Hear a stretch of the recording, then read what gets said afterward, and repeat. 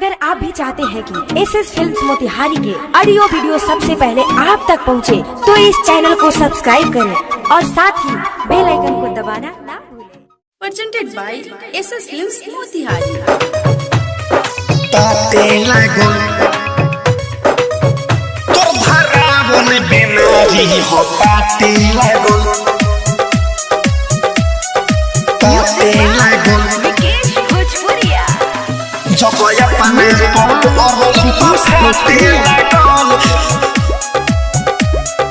ताते लागो सुतले करे संग लेटी के छोड़ लेना चाचा के बेटी के रे रे रे सुतले करे संग लेटी के छोड़ लेना चाचा के बेटी के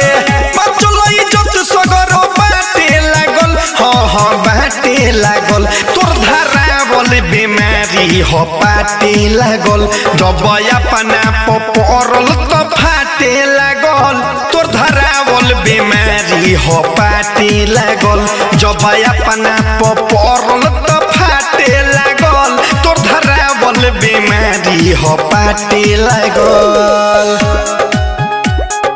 पाटे लागल तोर धरावल बीमारी हो पाटे लागल जबया पना पपरल तो फाटे लागल सबसे पहले गंदा गाना ते ही गइले दोसर केहू गइले तो पिटले आ पिटोइले सबसे पहले गंदा गाना ते ही गइले दोसर केहू गइले तो पिटले आ पिटोइले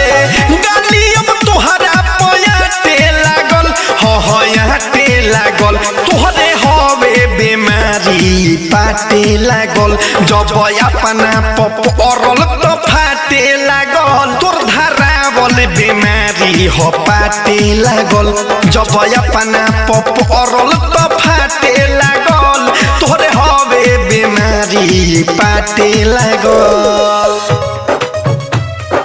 पाटे लागल तोर धरावल बीमारी हो पाटे लागल पाटे लागल विकेश भोजपुरिया जबया पना पपरल तो फाटे लागल पाटे लागल हाँ सोनो बेसवर कहे रतन रतनेश्वरे गलती तू के लई कन पकइले केसरे रे रे